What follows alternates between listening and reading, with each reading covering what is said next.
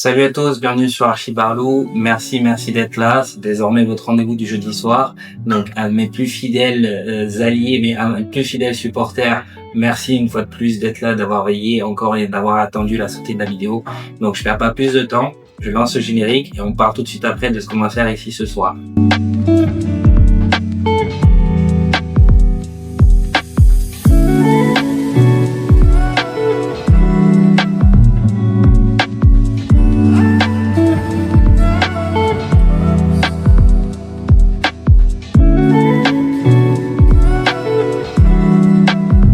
Alors, je vais me présenter encore pour ceux qui me connaissent toujours pas. Je m'appelle Jérémy Barla, je suis architecte, je suis basé à Douala depuis 10 ans. Ça fait 15 ans que je suis architecte.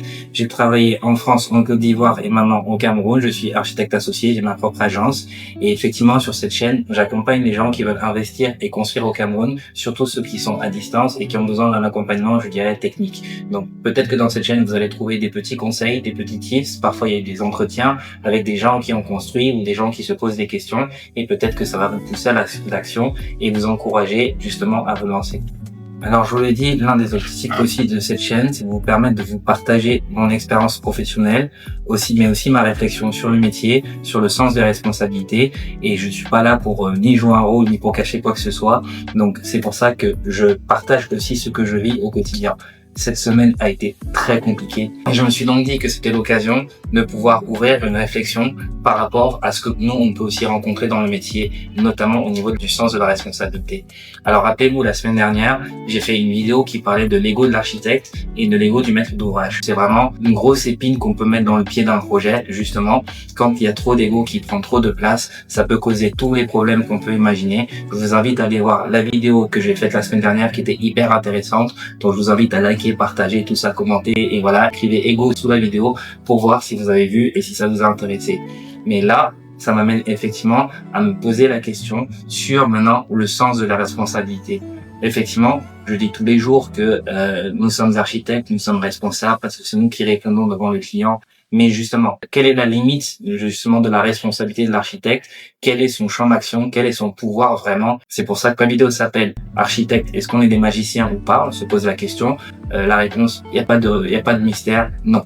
Clairement, on peut se dire, on n'est pas des magiciens. Mais du coup, qu'est-ce que ça implique? Au final, je vous parle beaucoup d'architecture. Je vous dis effectivement, moi, je me présente comme un expert qui accompagne sur les projets. Je vous assène beaucoup de termes techniques. Je vous apprends à essayer de connaître mieux le métier d'architecture, les enjeux, les phases de conception, les phases de suivi de chantier. Mais à la fin de l'histoire, en tant que maître d'ouvrage, la seule chose que vous voulez, c'est que le projet soit beau, tout simplement. Parfois, même des clients ne veulent même pas savoir comment ça se passe en coulisses. Ils veulent juste retrouver un produit fini beau. Je l'ai souvent évoqué dans les précédentes vidéos, il y a plusieurs enjeux pour que le projet soit beau. Déjà, il faut que vous ayez un bon architecte. Oui. Pour que le projet soit beau, il faut qu'il soit bien construit. Et effectivement, pour qu'il soit bien construit, il faut donc avoir de bons constructeurs. Mais avoir de bons constructeurs ne suffit pas toujours. Il faut aussi avoir un bon suivi. Et c'est vraiment sur ça que je voudrais axer ma vidéo, à savoir à quel point l'architecte doit suivre l'entreprise, à quel point aussi l'entreprise doit aussi avoir ces personnes en interne qui suivent aussi les ouvriers qui vont construire. Effectivement, il faut se rendre compte que l'architecture est complexe. On a chacun notre sensibilité, chacun notre niveau d'exigence. Il est toujours important de se dire, vous, les jeunes architectes, s'il y a des jeunes architectes qui me regardent, ou encore des étudiants, dites-vous toujours, c'est la faute de l'architecte. On entend tout le temps cette phrase. Elle n'est pas toujours très juste ou très justifiée, mais ça vous permet tout de suite de rentrer dans un état d'esprit et de vous dire que il faut de toute façon que vous assumiez. Si à la fin, le projet n'est pas beau, les finitions ne sont pas parfaites, ne sont pas en tout cas acceptables, c'est de votre faute. Il faut se le dire. Effectivement, ensuite, quand on rentre dans le projet, il y a plein de choses, plein de paramètres qui vont peut-être sans doute expliquer et atténuer votre responsabilité. Vous, votre rôle est de dire à l'entreprise, attention, là on va dans le mur, attention, là c'est pas bon, il faut lire les comptes rendus. Et ça, j'invite aussi les maîtres d'ouvrage, j'invite les clients, j'invite aussi les entreprises à lire les comptes rendus parce que nous sommes là pour mettre les alertes et pour justement mettre le haut là quand on va dans une mauvaise direction. Mais à la fin de l'histoire, c'est l'ouvrier qui tient le marteau. Donc, vraiment, dites-vous ça, c'est très important. En introduction, j'ai beaucoup parlé, là, je suis un peu sur l'anel, etc., machin. J'étais un peu sonné, je vous cache pas, venir faire le malin maintenant sur Archibarlou, etc., tu te questionnes. Tu te questionnes sur ta vie. Voilà. Donc, il faut vraiment aussi tout de suite penser à ça. Non, Juliette, c'est pas pour toi. Non, ça c'est pour moi. De penser à, oups. C'est vraiment très important de penser à ça tout de suite et se mettre en tête que c'est tout le temps la faute de l'architecte. Donc pourquoi les finitions ici, c'est le nerf de la guerre? Vous savez maintenant, vous avez qu'à regarder autour de vous la ville, on construit en béton. C'est tout béton, tout, on veut construire en dur, béton. Donc les entreprises sont très fortes pour maintenant, aujourd'hui, les dalles, mettre des poteaux, mettre des murs, etc. Ça, à la limite, tout le monde sait le faire. Les finitions, pourquoi c'est important? La dernière chose que vous allez faire, et donc par conséquent, c'est la première chose qui sera visible sur le chantier. Quand vous allez rentrer dans un bâtiment, vous allez tout de suite voir si les carreaux sont alignés, s'il y a des coups de peinture en trop sur les murs, s'il y a des bords sur la porte ou pas, la menuiserie, dans quel état elle est, si ça s'effrite, etc. C'est la première chose que vous voyez. Quand vous arrivez devant votre projet, vous voyez la façade. Quand vous voyez les murs qui commencent à baver à cause de l'humidité ou à cause parce que l'étanchéité est mal faite, tout de suite, ça donne une mauvaise image. Et donc là, on peut se poser les questions légitimes. Ok, qui a fait ça? Pourquoi ça n'a pas été pris en compte? Pourquoi, etc. Je l'ai dit effectivement dans plusieurs vidéos, c'est très important. Le choix de l'entreprise est primordial. Je rappelle comment ça se passe. Quand on fait donc un choix d'une entreprise, il faut savoir que ce n'est pas l'architecte qui vient avec son entreprise. Cependant, il y a une sélection qui est opérée normalement, une sélection de 3-4 entreprises. Peut-être que le client, vous pouvez venir dire, bon, ok, moi je connais quelqu'un, il faut aussi le solliciter, il faut aussi le consulter. Et vous allez aussi arriver peut-être pour dire, bon, ok, il y a 1, 2, 3 entreprises que je connais aussi, 1, 2, 3 entreprises que je connais aussi. On va donc mettre tous ces gens-là en concurrence. Chacun va envoyer une offre spécifique à ce projet, à votre projet. Notre rôle à ce moment-là est de choisir l'entreprise qui a le mieux répondu. Alors peut-être que la même entreprise qui pourrait être choisie là aujourd'hui n'aura pas été choisie sur un autre projet parce qu'elle n'aura pas eu le temps, parce qu'elle n'aura pas eu les ressources, etc. ou vice versa. Donc il n'y a pas de règle absolue et encore moins chez nous, malheureusement, encore moins chez nous. Donc si vous savez, donc vous ne savez pas, bon, nous on sait. Donc justement, c'est très important de respecter ce processus et de pouvoir au moins évaluer en amont, je dirais, de pouvoir évaluer en amont l'intérêt que l'entreprise a pour le projet, mais aussi sa capacité à répondre dans les temps, en termes de délai, qu'est-ce qu'elle va donner comme planning, quelles sont les garanties qu'elle va donner, etc. Parce que c'est très important tout de suite d'avoir un feeling avec l'entreprise qui va être choisie. Je rappelle une fois de plus que ce n'est pas le choix, ce n'est pas l'entreprise de l'architecte, parce que nous, en tant qu'architecte, il faut qu'on reste neutre, parce qu'on ne peut pas être juge et partie. Nous, on va juste vous recommander de choisir l'entreprise A, B ou C, parce que c'est elle qu'on estimera qui a le mieux répondu, justement, aux requis du projet. Pourquoi je parle de ça? Il y a des cas spécifiques, et là je pense à un cas spécifique où parfois cette procédure n'est pas impliquée, que on se retrouve avec des entreprises qui ont été choisies par le maître d'ouvrage. Encore une fois, c'est pas une façon de fuir ses responsabilités, c'est juste comme ça. Et effectivement, quand ça se passe donc comme ça, l'architecte n'est pas moins responsable du suivi de chantier, mais effectivement, ce filtre préalable n'aura pas été passé. Donc, il est vraiment compliqué à ce stade-là de pouvoir évaluer le niveau de l'entreprise. Donc, pour autant, c'est donc à l'architecte, à ce moment-là, d'être suffisamment ferme pour de pouvoir dire au maître d'ouvrage, quand il voit comment ça se passe sur le chantier, l'entreprise qui a été choisie, alors c'est peut-être parfois une question de procédure ou quoi que ce soit, mais l'architecte n'ayant pas justement participé au choix de l'entreprise, c'est quand même son rôle de pouvoir dire attention, l'entreprise qui a été choisie n'est pas adaptée au projet, au niveau de qualité attendu, au niveau de standing attendu. Donc c'est pour ça que j'en parle. Le choix de l'entreprise est fondamental parce que ensuite c'est ce qui vous permettra aussi d'avoir une certaine main sur vraiment cet aspect de finition. Cet aspect de finition est vraiment générateur de tension. Il peut créer des tensions. Et alors effectivement, il y a d'autres générateurs de tension, la maîtrise des délais, la gestion des délais, la gestion des coûts et surtout des surcoûts. Ça peut causer beaucoup de tension.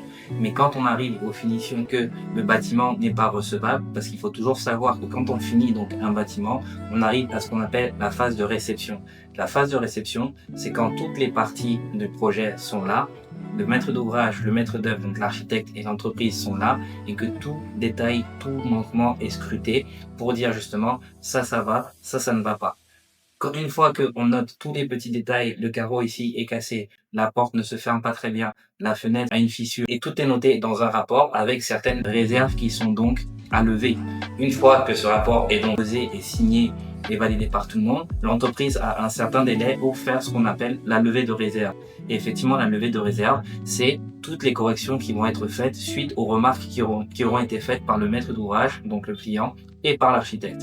Ça peut générer plus ou moins de tension parce que ça peut prendre plus ou moins de temps et que les clients, ils veulent forcément rentrer dans leur bien et c'est normal. C'est normal. Et donc, du coup, effectivement, selon le niveau, la capacité de l'entreprise à corriger ses détails, à corriger ses défauts. Donc, à partir de là, quand vous arrivez sur un chantier, et je vous assure, c'est pas drôle, que vous arrivez et que vous voyez donc à la réception que le client n'est pas content et que vous-même, vous n'êtes pas content du rendu final, qu'est-ce qui se passe? Effectivement, vous avez deux attitudes, deux choix. Soit vous vous justifiez, soit l'entreprise se justifie, soit vous prenez juste vos responsabilités. Qu'est-ce que ça veut dire concrètement prendre ses responsabilités? C'est pas de dire oui mais je savais pas, oui mais. Non, c'est juste de dire ben oui, c'est pas au niveau, c'est pas bon. Ah ben voilà.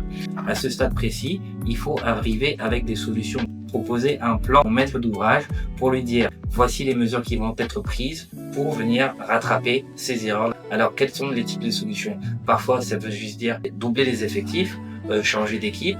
La présence de l'architecte sur le chantier. Il faut savoir que sur un chantier, un architecte, il vient 1 à 2 fois par semaine. Il vient comme ça, une visite parfois même par surprise, mais il a une visite hebdomadaire qui est une réunion de chantier avec où il vient justement contrôler l'avancée des travaux sur la base d'un planning hebdomadaire qui lui est fourni par l'entreprise. Comme ça, il peut regarder, ok, cette semaine tu as fait, ok, tu devais coller la dalle, cette semaine tu devais faire les carreaux, cette semaine tu devais faire l'électricité, est-ce que c'est bon, est-ce que machin, etc. C'est comme ça en fait que le chantier est censé avancer.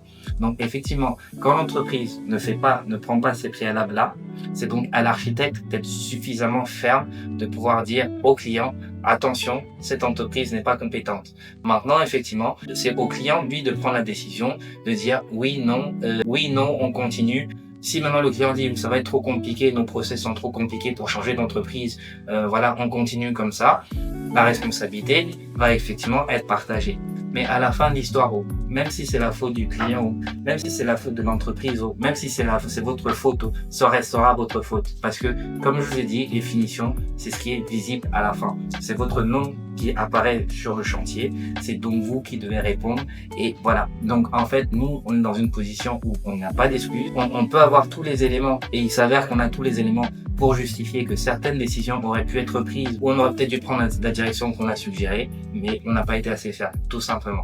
Donc, quand vous arrivez sur le chantier et que vous-même, vous ne pouvez pas accepter, vous ne pouvez pas recevoir le chantier, on a tous un niveau d'exigence différent parce qu'on a tous des sensibilités différentes, on a tous des références différentes et il s'avère qu'effectivement, quand vous vous retrouvez face à des interlocuteurs qui, eux, ne comprennent pas parfois pourquoi vous êtes aussi exigeant et pourquoi vous attendez mieux et qui peuvent vous répondre, c'est comme ça qu'on fait ici au pays, nous on peut pas faire mieux, ou vous dérangez parce que non, le gars là il dérange, la femme là elle dérange parce que elle veut trop faire des travaux comme ça alors qu'on est déjà venu, on a passé le coup de pinceau comme ça. Quand vous regardez le mur et que vous voyez le coup de pinceau qui ont été passés pour la 15e fois, et effectivement, vous avez le droit de dire non, là c'est pas bon.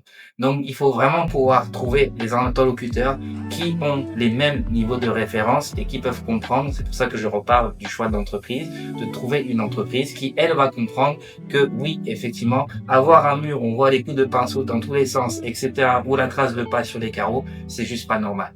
Alors, comme je vous l'ai dit, là, je vais m'adresser aux jeunes architectes, aux étudiants qui me regardent. Comment vous gérez une crise? Quand vous vivez une crise, vous avez, comme je vous l'ai dit plus tôt, vous avez deux solutions. Soit vous justifiez, vous dites c'est pas ma faute, soit vous prenez sur vos épaules la responsabilité. C'est ce que je veux dire quand je dis que l'architecte est de toute façon responsable. C'est que même si c'est pas votre faute, même si c'est pas complètement votre faute, parce que c'est tout le temps un peu votre faute, vous pouvez évaluer et dire que bon, ok, moi j'ai une responsabilité à 20%, mais même si l'entreprise a une responsabilité à 50%, ça restera votre faute de toute façon. Donc dites-vous tout de toute façon que c'est tout le temps votre faute. Et donc l'attitude à faire, c'est juste de vous taire. C'est juste de vous taire et d'accepter que le moment là que vous êtes en train de passer est compliqué et d'ensuite de pouvoir venir avec des solutions, proposer des réponses. Et je vous le dis, effectivement, l'architecture est quelque chose où vous rencontrez des humains en face de vous. Des humains qui ont des émotions, qui ont des attentes, qui ont des envies, qui ont des frustrations. Votre rôle à vous est de ne pas céder à cette émotion, à cette frustration, à ces peurs-là, parce que vous devez rassurer. Et c'est vous les professionnels. Et effectivement, si vous ne réussissez pas à faire ce travail-là et que vous vous mettez dans la position de vous justifier, et quand je dis justifier, je me fais bien la distinction entre se justifier et se défendre, parce que parfois aussi, il est important aussi de rappeler aux clients que voici quelles sont les responsabilités que vous pouvez assumer, mais aussi de savoir aussi à quel point cette même responsabilité-là peut être repartagée, parce que c'est jamais la faute à 100% en réalité, ou de l'architecte, ou du maître d'ouvrage, ou de l'entreprise, parce que souvent c'est un peu plus compliqué que ça, que de juste mettre la responsabilité sur une seule personne. Donc c'est aussi ça le métier d'archi, c'est la gestion des crises. Et je vous dis ça parce que dans la même journée, je vous parlais la semaine dernière de l'ego des architectes. L'ego n'est pas qu'une mauvaise chose ou etc. L'ego, c'est aussi le je suis, c'est ma personne. Il faut toujours pouvoir mettre un filtre entre votre personne et un filtre qui est juste la barrière professionnelle. Je considère que c'est normal que les clients aient des frustrations. C'est normal que les clients ne soient pas contents. C'est normal qu'ils vous l'expriment. À vous de pouvoir gérer, tout simplement. Et effectivement, j'avoue, j'ai pas très bien géré. Et en me retrouvant dans cette situation, alors que 2 jours avant, j'étais en train de raconter à des étudiants, oui, mais vous savez, quand vous êtes architecte, vous êtes capable de prendre sur vous, vous êtes capable d'absorber cette frustration, cette peur, etc. Pour que 2 jours après, moi-même, je me laisse dépasser. J'ai donc revécu cette situation et je me suis dit, mon frère, toi, tu vas dire aux enfants, tu vas dire aux jeunes gens d'apprendre à se contrôler, à se maîtriser, ne pas céder, etc. et tout. Et toi-même, quand tu reçois cette pression, tu la retranscris. Et au moment où je me suis fait cette réflexion, j'ai remis cette barrière, j'ai présenté mes excuses pour telle chose, et ensuite, j'ai aussi refixé un cadre. Et c'est pour ça que je parle de la distinction entre se justifier et se défendre. J'ai donc replacé un cadre pour permettre à la conversation surtout d'évoluer et permettre d'aller vers des solutions. Et je pense sincèrement que c'est comme ça qu'on gère des crises. Ça ne sert à rien de s'invectiver et de se justifier. Il faut juste arriver avec des solutions face au maître d'ouvrage. Encore une fois, il faut comprendre qu'on est dans un contexte qui, nous, est parfois très frustrant, parce que vous pouvez être le meilleur architecte, vous pouvez faire le meilleur dessin, mais parfois, les réalités, le contexte fait qu'on n'a pas forcément les moyens de travailler avec le meilleur entrepreneur, le meilleur artisan, la meilleure entreprise. Je ne dis pas, attention, je ne dis pas que les entreprises ne savent pas travailler et qu'elles sont nulles. Mais on est dans un environnement où même les entreprises économiquement ont du mal à avoir des salariés qui sont formés, qui sont constants, qui sont réguliers.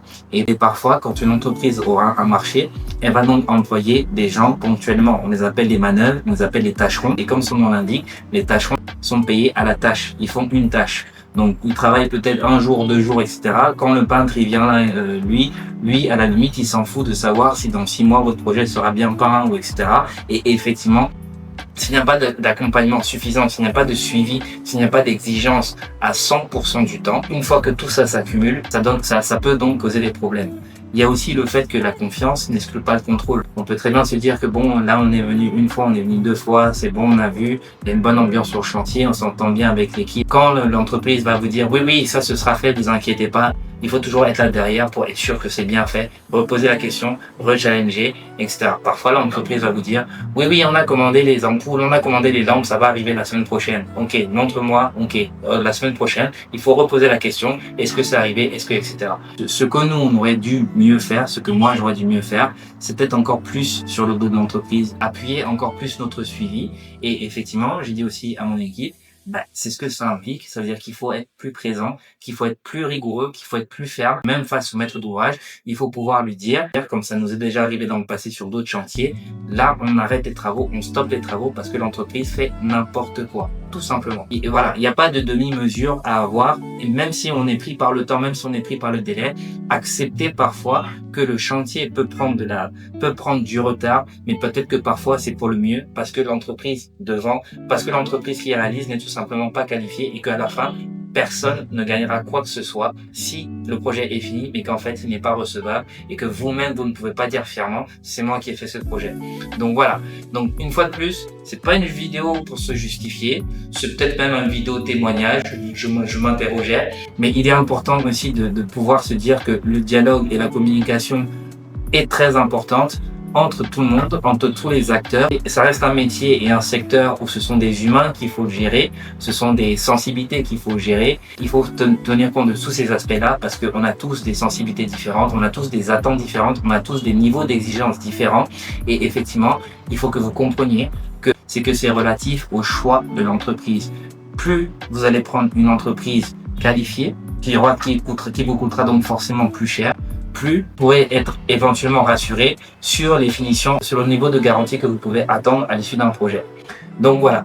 Donc c'était une vidéo un peu moins funky que les autres, je vous avoue. Je me suis posé comme ça, je me suis dit, ouais, je vais faire une vidéo, je vais dire que je suis expert, etc. Mais en fait, je suis expert, voilà mon chantier, machin, etc. Mais c'est aussi important de montrer la réalité dans laquelle vous êtes. Donc vous, qui êtes peut-être à l'extérieur, qui voulez construire, il ne s'agit pas forcément de confier le travail à un expert. Il s'agit aussi d'être conscient des réalités de ce pays. Encore une fois, je ne me dédouane pas, mais nous sommes dans un environnement où tous les choix qui vont être faits, et notamment aussi par vous, et sont hyper importants et vont avoir forcément une incidence quelque part sur le projet. Il ne s'agit pas forcément juste d'envoyer votre argent et de dire « Ok, moi je m'en occupe pas », parce que même dans le chantier, vous êtes acteur, vous allez aussi avoir un rôle de décision, un rôle de regard, et que les décisions qui vont être prises vont être impactantes forcément pour le chantier. Donc voilà. Donc, après cette vidéo, témoignage, confession intime, etc., je vais aller manger un fondant au chocolat. J'ai commandé un fondant au chocolat. Voilà, comme ça, vous savez. Ah, vous savez, j'ai commandé à la crêperie de Maman Camille. Maman Camille, si tu me vois.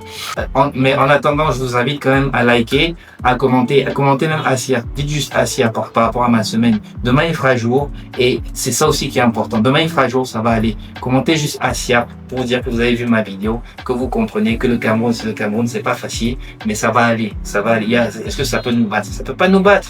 Donc voilà. Donc commentez, partagez. Merci encore d'avoir suivi Archibarlo. Ici, on parle d'architecture en toute décontraction, de façon très honnête, mais sérieusement.